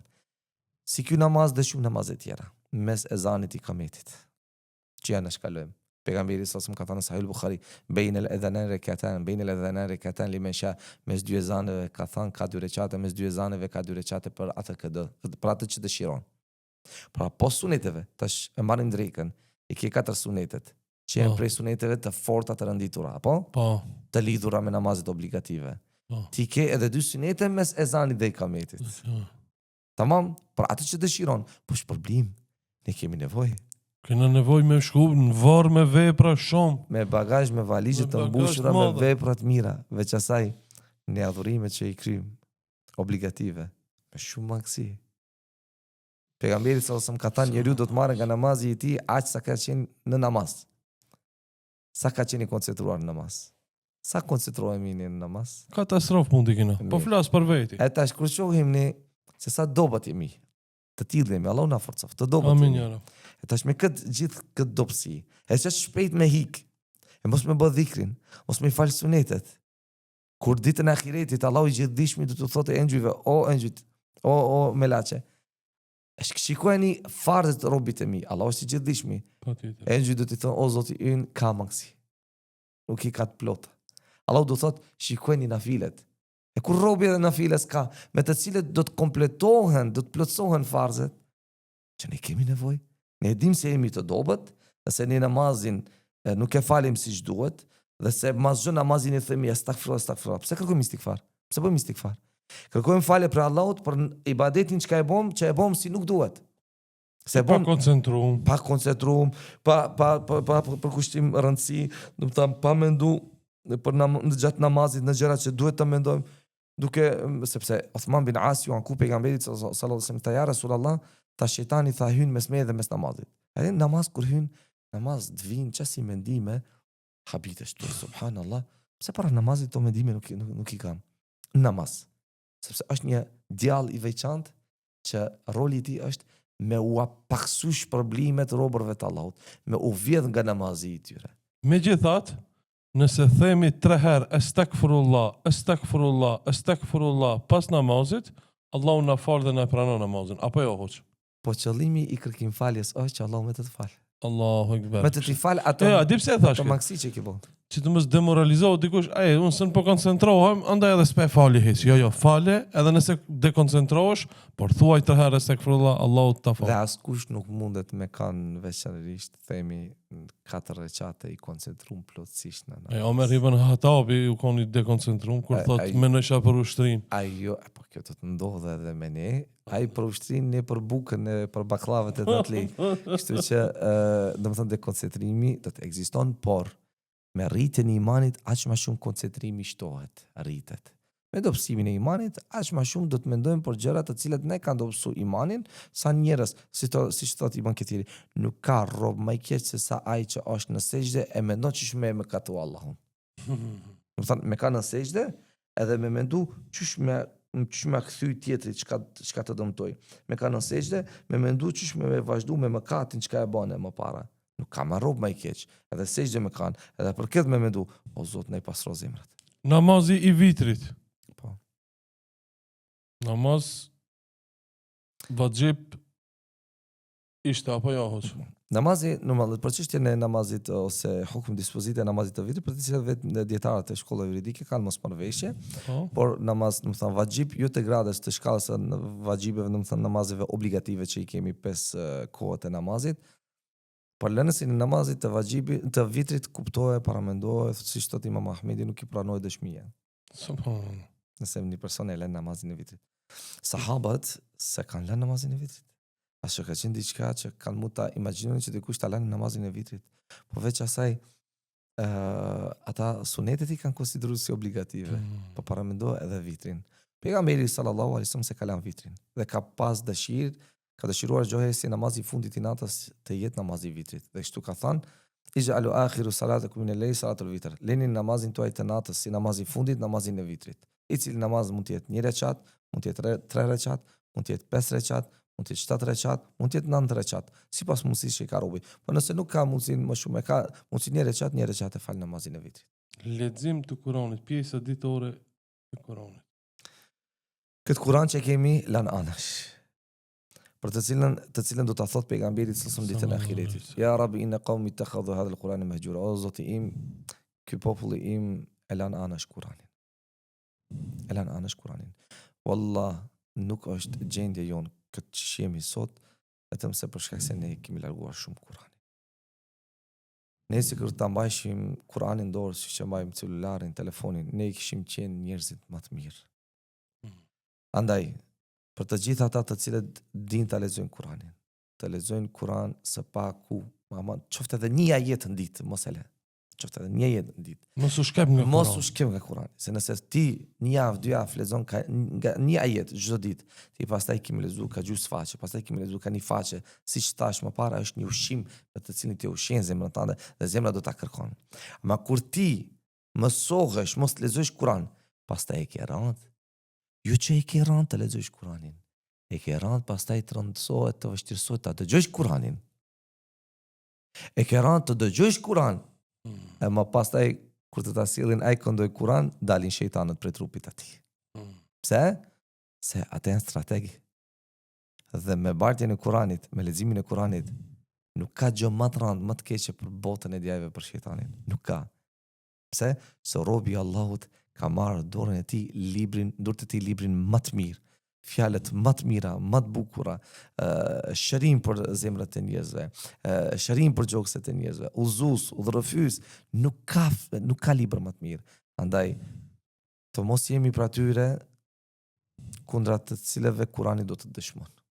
Amin. Se Kurani ka me dëshmu ose për ose kundra neve. Në këtë mënyrë që kemi kohë për gjithë shka, kemi kohë për telefon, kemi kohë për familje, kemi kohë për fjalën e Allahut subhanahu wa taala. Wallahi ka me dëshmu Kurani kundra neve. Allah na rujt. Amin. Dhikri i mëngjesit dhe i mbrëmjes. Mbrojtje. Mbrojtje kush e bën dhikrin e mëngjesit është i mbrojtur gjatë ditës nga çdo e keqe deri në mbrëmje. Kush e bën dhikrin e mbrëmjes është i mbrojtur nga çdo e keqe gjatë natës deri në mëngjes. Çka do? A kemi nevojë për mbrojtjen e Allahut subhanahu wa taala? Kujtoj Allahun, Allahu do të mbron. Përmend Allahun, Allahu do të mbron. Qëndro afër Allahut, Allahu do të mbron.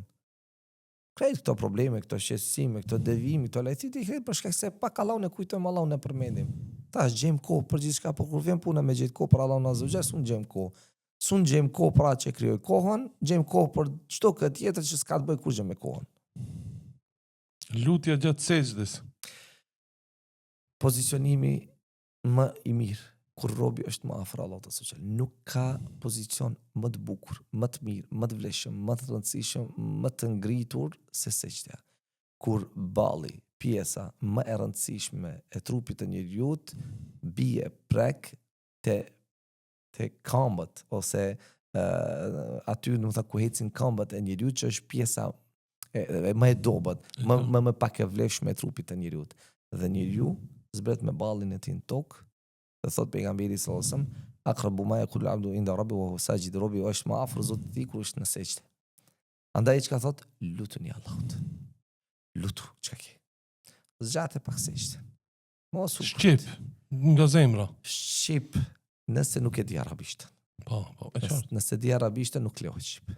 Po dhe për ju hoxhallar çka e dini, çka keni Për studiu. shkak se dietarët islam kanë folur rreth kësaj çështje, a lejohet domethënë duaja, lutja në një gjuhë tjetër, po gjuhës arabe në sejdë, për shkak se aty bëhet fjalë për një ibadet që citohet vetëm në gjuhën arabe. E qartë. E tash, nëse nuk e di, për shembull, sunullahi gjuhën arabe, lutet shqip për gjithçka që ai ka nevojë.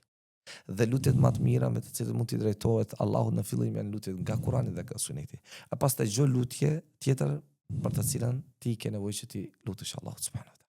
O Allah më largo këtë sprov shem. O Allah, më shëroj vladin. O Allah, më pastro zemrën. O Allah, më largo prej këtij gjinahi. O Allah, më ruaj prindërit. O Allah, më fal, më mëshiro prindërit. O Allah, më shëroj shokun. O Allah, më pasuro shokun. O Allah, më drejto kushiun në rrugën e drejtë të vërtetë. Lutje thjeshta, Të lloj-llojshme. të lloj-llojshme, që burojnë nga thellësia e zemrës sate e trokisin në dyert e katit 7 të qiellit. Sadakaja qofte edhe e vogël për çdo ditë ep diçka ose. Po tek Allahu është shumë e madhe. Te Allah është shumë. Por ty duket e vogël, diçka thuaj ape, 1 dinar, 10 dinar, po te Allahu subhanahu wa taala është shumë e vlerë. Sadakaja para se të mrin durrët e të varfërit, mrin durrët e Allahut subhanahu. Allahu akbar. Andaj wallah. Kemi raste ku nuk arrin mbrëmja kur vëllezërit japin në mëngjes deri në akşam u kthehet 2 fishe 3 fishe. Wallahi këtë bindje takimi se pejgamberi sallallahu alajhi wasallam ka thënë ma naqasa sadaqatu min mali. Sadakaja nuk e pakson pasurinë. Nuk e pakson. Se Allah subhanahu wa taala ati nevojtarit ja ka ndan afakën pasurinë tënde. Mos e bë haram, se kime u sprovu, kime u privu pastaj. Hoxh, jemi ka fundi. Apo edhe një, shpeshtimi i istikfarit. Shpeshtimi i istikfarit kur normal si Robert Allahu azza wa jall ma kujtojmë Allahun subhanahu wa taala në atë ditë. Edhe ne kemi nevojë shumë që të kërkojmë falje për Allahut azza wa jall që të na falë, sepse s'ka kush tjetër që mund të na falë gjinahet pas Allahut subhanahu wa taala. Pejgamberi sallallahu alaihi wasallam në Sahih Muslim ka thënë inni la astaghfirullah fi kulli yawmi 70 marra. Ka thënë çdo ditë unë bëj istighfar, kërkoj falje për Allahu subhanahu wa taala çdo ditë 70 herë. Në rivajet deri në 100 herë. Mëngjes e mbrëmje prej dhikrit që ka bëu pejgamberi sa këtë e ka bë. Pra ati që Allahu subhanahu wa taala ka fal gjunahet, të së kaluarës, të së ardhmes. Po përsëri ka kërkuar falje për Allahu subhanahu wa taala çdo ditë. Çka mbetet ne? Sa do të kërkojmë falje? Hiç pa ndal. Sa më shumë që kërkojmë falje, aq më shumë do të jetë lumturia dhe kënaqësia jo në ditën e gjykimit kur do gjejmë shumë istighfar para syve tona në ditën e ahiretit. Istighfar kur do të shohësh në ahiret se sa ti e ke përmend Allahun, sa ti ke kërkuar falje për Allahun subhanahu wa taala gjatë jetës tënde. Andaj mos të neglizhohet istighfari. Një gabim të vogël me abon njeriu me njëri thomi, më fal se të gabova. Edhe sa herë përsërisim, sa na është bosh shprehi që ta përsërisim këtë fjalë. Më fal se të gabova. E Allahu subhanahu wa taala edhe me mendime, edhe me thënie, edhe me vepra, edhe ndaj të tjerëve, pra gabime pa ndërprerje. Andaj, pasi që gabimet tona janë pa ndal, jemi të atill krijesa të dobët, atëherë tash të istighfarin të kërkojmë falje për Allahut subhanahu wa taala. Ose për shembull këto dhikr mejt, çka bën digjitale për shembull. A lejohet më për shembull astaghfirullah wa atubu ilay, astaghfirullah wa atubu ilay. Si tesbih faktikisht. Si tesbih, po. Domethënë çe mundet me pa shikus, edhe për shembull du ta se ta Allah nuk para ta Allah nuk humb asgjë. I shënon me laçi apo jo? Po. Po për shembull e sfidoj veten, shembull të them 1000 herë astaghfirullah wa atubu ilay, astaghfirullah wa atubu ilay, astaghfirullah wa atubu ilay. Edhe e shoh numrin dhe më kënaq ai numër shembull. Mendimi jot rreth kësaj. Normal çdo mendimi ynë duhet të mbështetet në Kur'an dhe Sunet. Patjetër. Pejgamberi sallallahu alaihi wasallam mendim shumë mirë ka thënë se ato që do të flasin do të dëshmojnë për neve në ditën e ahiretit se kemi përmend Allahut janë Gishtat. Dhe prej Sunetit është me majet e gishtave. Subhanallah, subhanallah. Astaghfirullah. Prej Sunetit bilesh kështu, subhanallah, subhanallah, subhanallah. Me majet e gishtave ka transmetim. Kjo do të dëshmon, kjo do të flasë. Dhe kjo është më e mira. Por jo se tjetra nuk është e mirë. Edhe kjo dëshmon atë. Tash pa pikë dyshimi, tash do të Astaghfirullah, sa edhe këtë me gishte bëj. Astaghfirullah wa atubu ilay. Kur bëj fjalë për shembull për të digjitale që kanë ose lloj të tespive që kanë domethënë të gishtit që kanë vendojnë ato normal. Këto normal ne u themi që mund t'i përdorin, është e rrugës t'i përdorin njerëz të cilët kanë problem me memorinë. Për shembull tespit kur i bojnë pas namazeve fars, nuk din sa herë ka thënë, edhe mund t'i përdorin, sepse transmetohet se tespi nuk janë risi bidat. Me qartë. Se sahabët kanë përdor. Okay? Por më e mirë është kjo. Më e mirë është me gishtë. E tash, po thot dikush unë nuk e di thot sa mund t'i them, du t'i numëroj thot 70 herë istighfar thot sabah, du t'i numëroj thot 70 herë subhanallahu bihamdi, po nuk mundem thot e kam mundsi kështu se jemi lirisht, hiç nuk është problem.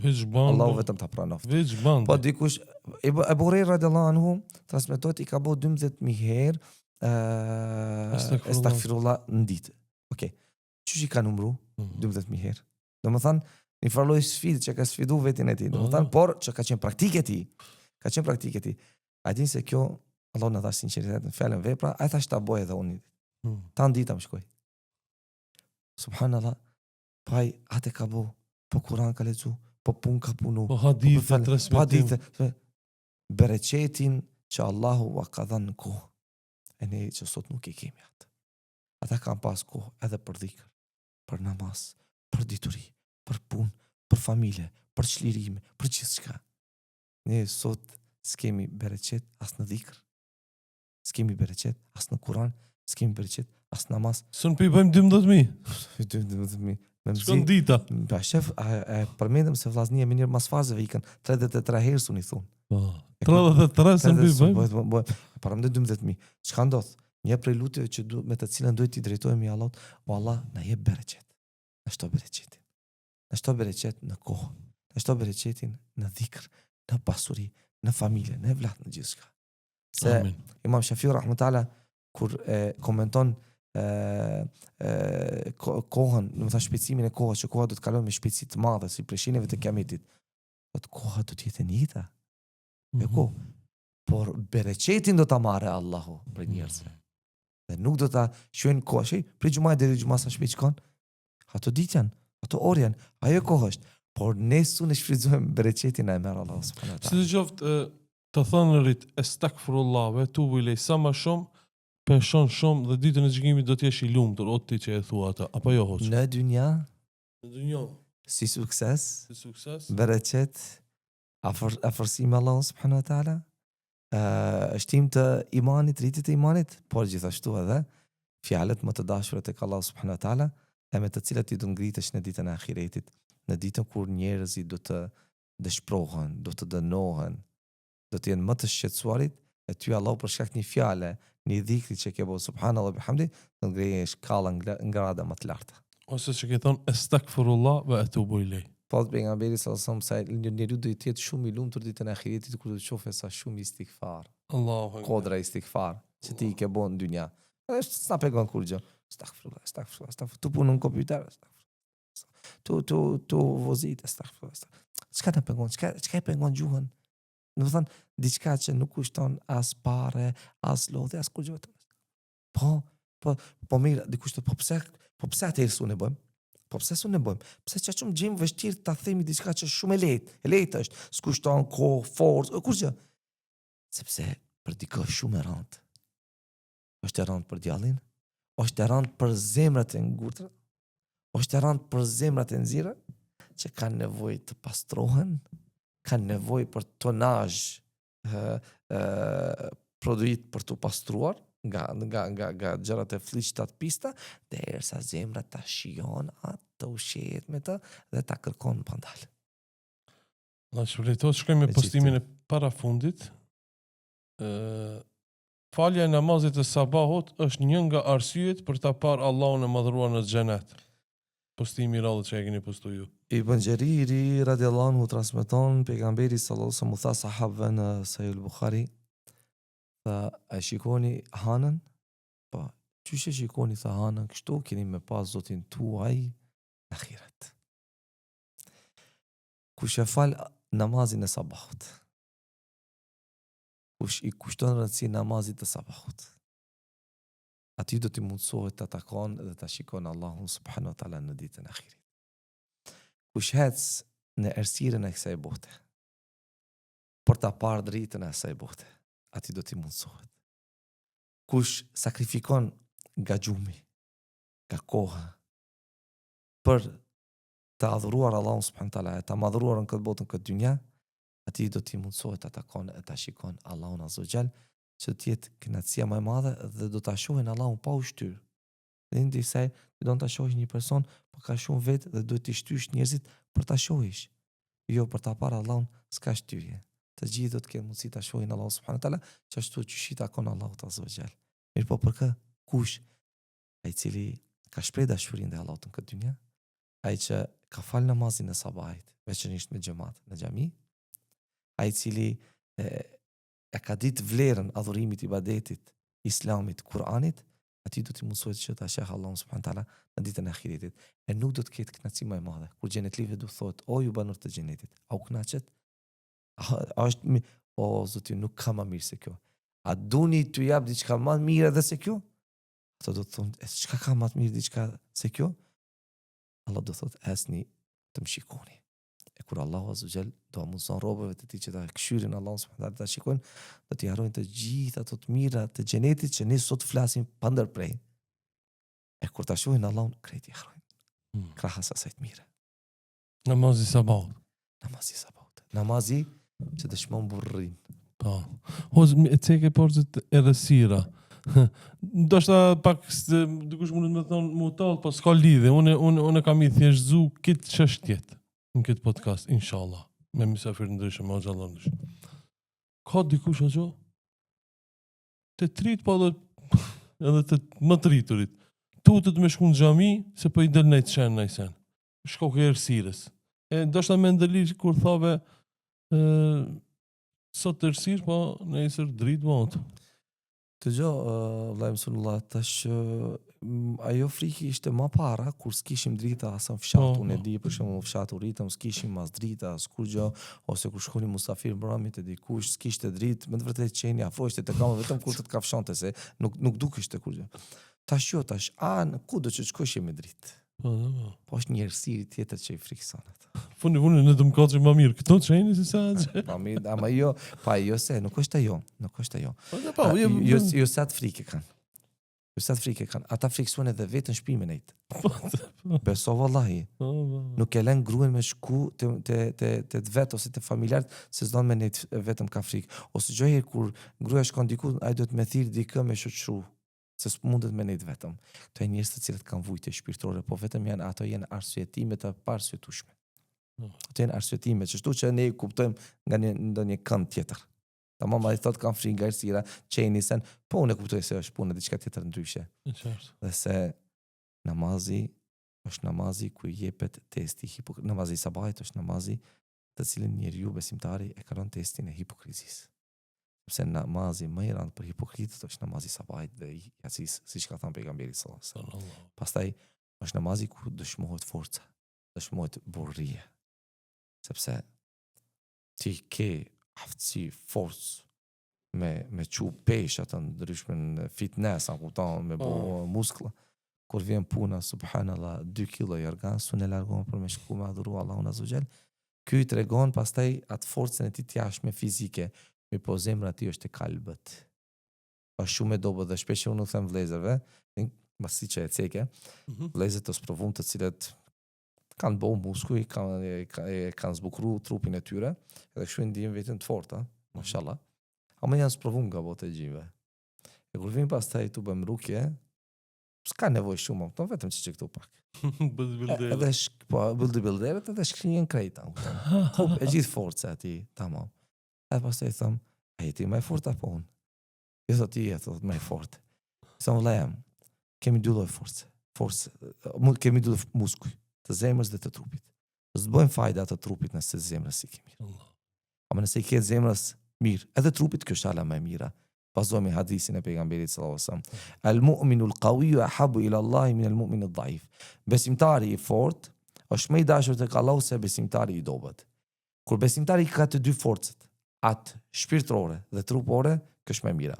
Por nëse ka atë shpirtërore, por nuk e ka trupore, është i mirë. Por nëse ka atë trupore, se ka atë shpirtërore, është kurrë. Andaj këto dy ti bashkojnë.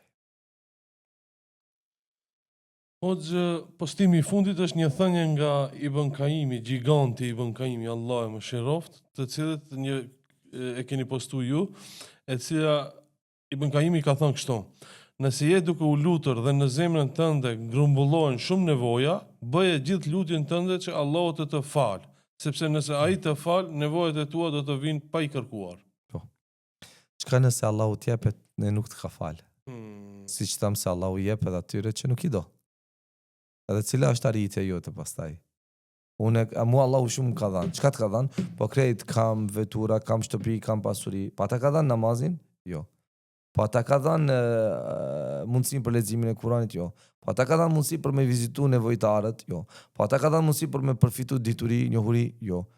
Po Allahu s'ta ka dhënë këtë për me të dënu. Se kur Allahu azza xal nuk e don dikë, ja shton, e lën, ja çel rrugët edhe vetëm e lën që më vazhdu në atë rrugë. Ku ai thot, shif, unë këtë që ti bën, unë kush s'më gjejnë. Jo. Allah të lën deri në momentin e fundit. Deri kur do të rrotullohen syt. Por kur Allahu e do një rob, ja hap që gjërat, sendet me të cilët ai do të ketë fajde dobi në dynja e në ahiret. Vëllai, ti kërko falje. Se nëse Allahu ty të fal, krejt kanë me ardh pas faljes gjëra tjera. Krejt dëshira që ti i ke. Por nëse Allahu ty të fal, gjunahet nuk i ke të falura. E ti kërkon nafak, kërkon pasuri, e nuk kërkon udhëzim, e nuk kërkon falje të gjunave. Ti je më i humburi. Andaj, si ti kërkon për Allahu të fale, si ti kërkon për Allahu të pasuri, kurse nënën tjetër ty të kanë mbuluar gjunahet. A do përgjigjet Allahu në lutjet e tua? Kur benu Israilet e lutin Allahun subhanahu wa taala, dhe për shi, dhe Allahu zgjë për shkak të njërit që ishte mëkatar nuk ka pranon të lutjet. Tregon Suleiman bin Abdul Malik në Mekë thot u tubuan Mekasit për ta lutur Allahun azza xal për ta falë namazin e shiut.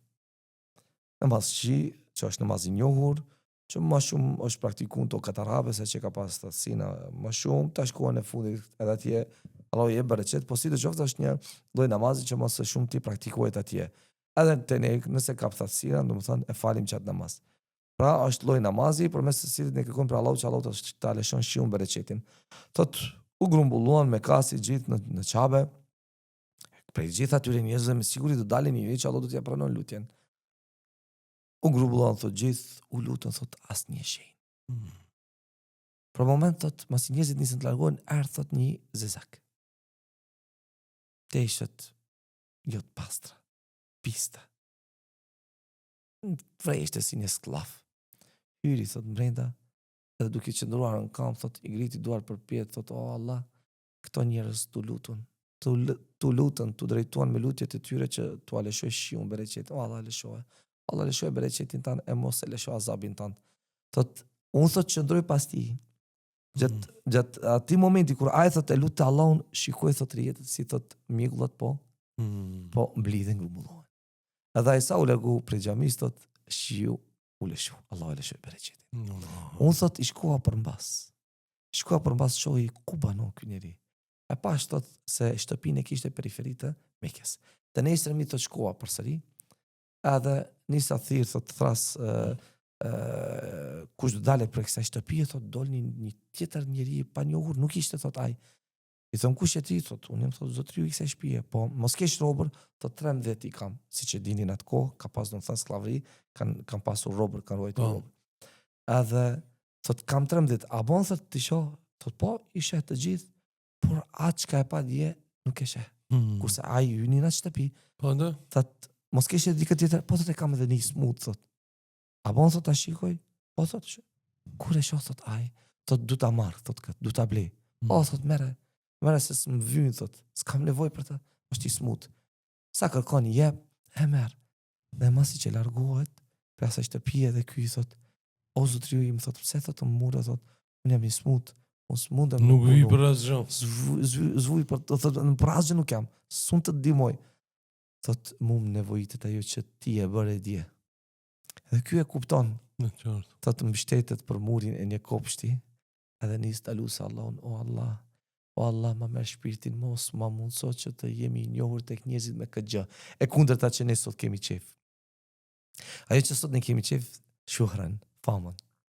Çka kum bë unë? Shumë kemi qef o Zot, runa edhe kjo na i prish pastaj punët e mira, edhe kështu mund të bëhemi shumë në shirk të vogël. Çe fatsi. Kemi që famën në njohin, sa më shumë të ashtorijet sociale, o zotru në njetin, rrjetet sociale të njohin, sa më shumë njerëzit, sa më shumë cila fjalë kanë diku më shumë, në atë kohë jo. Me njerë një stalusë Allahun, o Allah, mërë ma shpiritin, mos ma mundësot që t'jemi njohër të njerëzit me këtë gjë. Thot, e lut njerëzit e lut Allahun një shpandale, lut Allahun, derisa thot, gjatë lutjes, thot, kur e bonte, thot, nisë njerëzit të grumbullohen, të bashkohen, të tubohen, thot, derisa njerëzit u mblodhën, thot, Allahu ja mor shpirtin. Allah e mësunullah. Për një njeri, Allahu Azza mund ta begaton një shoqëri. E për një njeri, Allahu mund ta dënon një shoqëri. I themi çdo kujt, si unë, si ti dhe të gjithë të cilët kemi nevojë për faljen të Allahut Azza wa Jall, kërko falje. Para se të kërkosh diçka tjetër. Se nëse Allahu të fal, të tjerët shumë kollaj ti pranon. Por nëse Allahu nuk të fal, të tjerët që ti i kërkon nuk ti pranon. Allah na përmirësoft inshallah. Amin, amin. Shej për fund, parë të cekë diçka rrugë, po thash talona për në fund. Lidhe me rrugën që e bëni ju, në përgjithësi si e komenton, si po shkon, si po vazhdon. Kemi postu pak disa video në lidhje me rrugën, sepse tash në kohën e fundit kam dalë video të pakës, kështu më shumë mundoj me shkrime, postime. Po. Dhe ligjëratat po shka i majmë. Gjithashtu e kemi atë kanalin, do më thënë në WhatsApp për rrugje, shof kanë interesim njerëzit për të shpeguar si quhet ai kanalli sakt që? Kanalli rrugje, do më thënë shërim me Kur'an. Çështu do më thënë, është dikun ka më duket 5500, do më thënë ndjekës. Po si në Rushiti. Po, nuk e kam vëndu bile emnit, nuk e din se i kujt është. Aha, okay. Po normal pastaj unë aty postoj edhe ato videot e mia. Por qëllimin e kam diçka tjetër. Po. Pse për shembull kam hap këtë kanal se nevojat e njerëzve keq përdoren. Nevojat e njerëzve keq përdoren dhe dëshira për të pasuruar përmes nevojave të njerëzve që ka shumë e madhe. njerëz të ndryshëm, me hoxhallar, pa hoxhallar, prej tyre që kanë njohuri, nuk kanë njohuri, me shumë kollajllëk, me shumë lehtësim e kanë marrë këtë përgjegjësi për të bërë rrugë njerëzve, por jo me qëllime edhe pasra Allahu e di më së miri, ne gjykojmë nga e jashtme, jo nga e brendshme. Siç thotë Sheikh Uthaymin rahimahullahu taala. Se për një ditë do të grumbullojnë 16.000 franak në Basel, se në Austri do t'i kërkojnë njënit 2.000 euro për një rrugje as një orë, se dikuj do t'i kërkojnë 500. Këto janë gjërat të cilët i ceki që me të vërtet që ka ndodhur. Se tjetëri do t'i kërkojnë 500 euro, se çdo seancë është 300 franak. Subhanallah. Po furnizuesi është Allahu azza wa jall. Kur vepra bëhet me sinqeritet, për hir të Allahut. Allahu azza wa jall e bon si e bon, ty do të arrije e mire, do të vjen në fak. Dikush e vlerëson atë, po ti mos e bo si kompenzim me të dhënë të holla. Mëse ki që ti njëjtin qëllim. Ose e kemi cek kush bon rrugë ka mos provu një njërën prej 4 gjërave. Pasuri, me gjinin femrore, 99% mesazhet mund mos ta teproj, që ti them 95% mesazhet, telefonate janë gjinie femrore. Por unë e kam marrë këtë si princip si rënd, nuk u përgjigjem për shkak se dikush do thot pse, se kam kujdes nga kurthet. Kam kujdes nga kurthet edhe mundet dikush shumë lehtë kollaj të na dëmton. Prandaj, po, mund të na flasin motrat tona, por në prezencë të bashortëve të tyre ose prindit, vllaut dhe kështu me radhë. Por ndryshe jo. Pse? Për shkak se lajmërohen familjar nga Gjermania, se di sa është mirë këta edhe ta shpalli, se shumë gjëra, do të thënë, të cilat na kanë habit, familjar nga Gjermania, ku motra tregon e pamartuar, ku hoxha pastaj e bën gruaj të dytë, fshehurazi, 6 muaj dhe pastaj e lën. Këto janë kurse djallëzore. Dhe kjo nuk është rrugë. Kjo është keqpërdorimi i rrugës për qëllime personale, dhe ku tash këto probleme janë shtu. Ndar mirë, janë shtu. Pse duhet të bëj që njerëzit patjetër të vinë te unë? Pse mos me pas mundësinë në mënyrë indirekte të ndihmojmë njerëzve? Po, për shkak se duam parë që të na sjellin parë. Prandaj që është qëllimi i këtij kanali, që postojmë aty dhëna bazuar Kur'an dhe Sunet, që njerëzit t'i trajtojnë këto probleme. Dhe dinë si t'i ndihmojnë vetit e tyre. Besoj sunullah, se vallaj, shumë vëllezër motra që nuk janë sulmum, nuk janë prekur. Mendojnë se janë prekur. Vezvese. Jo vezvese. Po. Ka shku i kanë vizitu njerëz pesimist. Kur qëllimi është keqpërdorim dhe shfrytëzim, ata i mbushin me pesimizëm. Bëhet fjalë për një siher shumë i rëndë, shumë i madh. Siher ka të bëjë është i varrosur në varr dikund.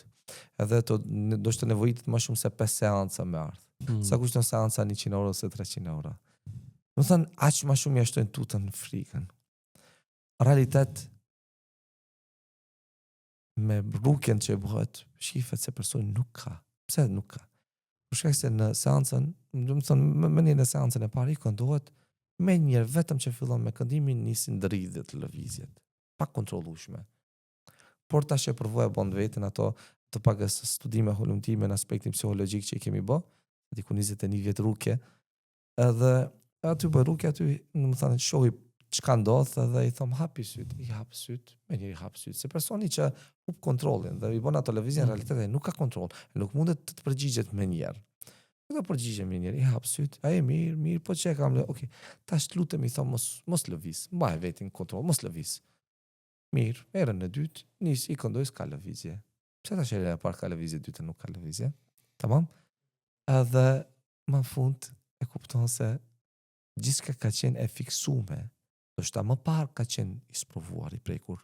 Por me kalimin e kohës Allah e ka shëruar, është pastruar dhe më nuk ka. Por ja, duke u maltretu, duke u lodh për një qytet në një qytet tjetër, për një person në person tjetër, duke kërkuar shërim për diçka që s'ka smut, që ai në realitet nuk është i smut. Atë kanë ndodhur çdo njëherë për shembull. Shumë. Dhe në islamofob më ortë ti. Po. Të unë shumë. Unë të tregoj një rast, para se shkoj Zvicër. Edhe këtë mos e haro. Këtë valla biletalla takimi princip. Ishte koha e martesës. E kisha mjekrën. Po. Pas atëherës ishte shumë, ajo ke parasysh ajo urrejtja ndaj mjekrës shumë e rrallë. E do ishte të vim këtu në Shkup Çarshi. Te një artar. Më blejalltan. Po. Miku më thënë, vllai i shoqës saj do ishte të bën diçka, por shoqën e çështu do ishte ta shoqëroj. Hym aty, unë nuk e di në personin, po ato e kishin si të njohur, por ai pak si patriot kështu, mashallah, Allah më barik. Hym renda, selam aleikum, vetëm kur unë pa. Ju jeni më të këqij se papa, ju na keni shkatruar fen. Fjalët më të rënda pa thënë asnjë fjalë. Wallahi asnjë fjalë. Dhe ishte unë se ke parasysh ta shumë vite ty musafir, domethënë ishte unë nala. Mirë, aty që është fillon punën me mikun, por ai çka do kemë bledi, çka më bë. Ama nuk i ndalet goja. Kre, pastaj ka mundësi tash të foli. Mori çfarë tha me papën foli me ty, nuk foli sen. E pas se njëru sa shkurkont. Edhe asnjë fjalë nuk i thash. Kryta punën, do të ikim, thash selam aleikum. Dhe aq. As ma ktheu selam. Do të përsërit kthehemi një ditë. Përsëri, diçka korrigjim. Thash subhanallah, do duhet përsërit se ato janë fjalë të rënda. Ne jemi njerëz me zemër, me shpirt. Dhe ne kena emocione. Pa ne kena emocione. Thash o zot, me hep sabër. Hym renda, beso valla. Kur un pa dol edhe më përqafoj. Wallahi. Tha, ma balla, tha se shumë të kam lëdu, shumë të kam në çmu ofendu, asnjë fjalë tha s'ma ke kthi.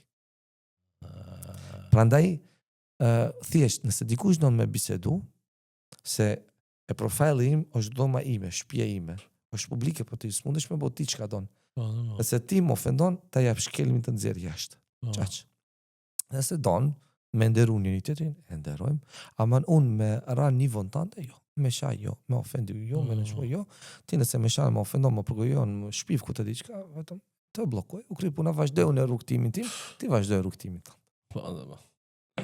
Allah që përblejt që i për pjesmore, ishte knatësi. Vërtet ishte knatësi. Gjithashtu për mu ishte knatësi, ti jem bashkë me ty këtu. Alhamdulillah, shifemi prap, inshallah. U takofshim gjoher për punë të mira, për gjëra të mira dhe u takofshim në Xhenetul Firdaus. Amin, ja Rabbil Alamin. Çka është më kryesorja. Allah ju ret. Shikues të nderuar, ky pra ishte hoxha Jani i nderuar Sinan Rushite, ne shifemi javën e ardhshme. Selam aleikum.